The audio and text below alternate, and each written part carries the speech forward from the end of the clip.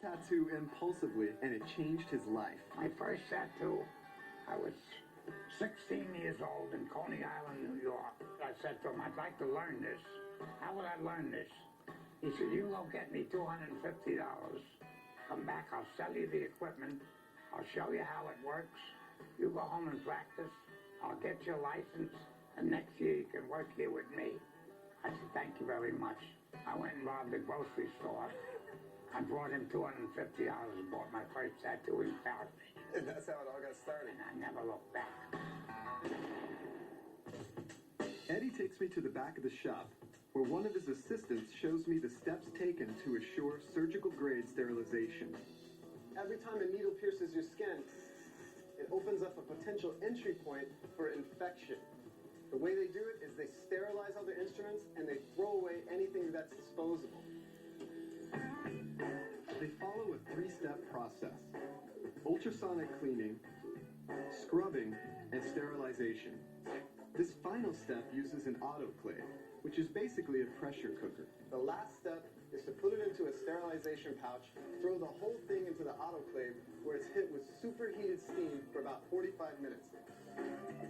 But tattooing hasn't always been so sterile.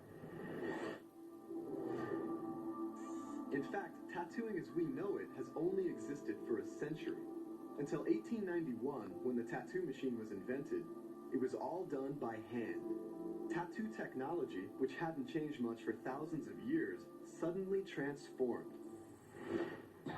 In 1876, Thomas Edison patented an electric pin to punch holes in paper to make stencils for embroidery patterns. Another inventor, Sam O'Reilly, had a different vision. Instead of poking holes in paper like the device was originally intended to do, Sam envisioned it poking holes in human skin and depositing ink.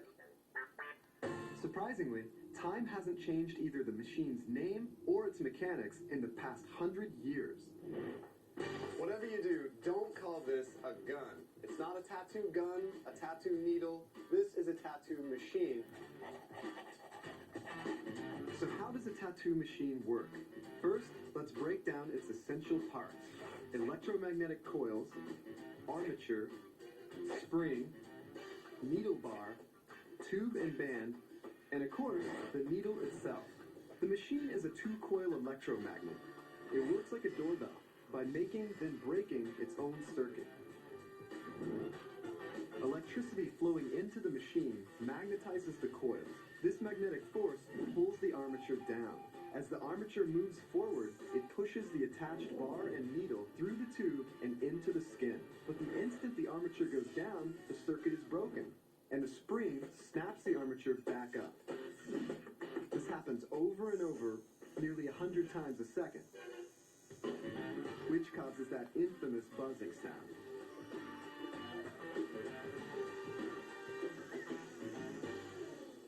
Crazy Eddie's protege Troy shows me the potentiometer. It helps the tattooist modulate the power going into the needle. And the question is, why do you need to fine-tune that, you know? If you're doing a small thin line, you don't need as much power for the penetration. More power equals bolder, thicker lines. Less power gives you thinner ones. All right, where's the business end? Where's the needle? The needle, there we go. Well, it attaches to tubes. This is what you actually hang on to whenever you're doing it. Yeah, that's what you hold. Then the needle. So the needle goes into the tube. Tattoo needles are usually made up of smaller pins, the number and configuration of which depends on how they're used. Liner needles typically are grouped in round formation and are used for drawing outlines. Shader needles are grouped in flat or square formations and are used for filling in or shading tattoos. The tattoo machine can puncture the skin 3,000 times a minute. Tattoos that would have taken weeks to complete just over a century ago can now be completed in a couple hours.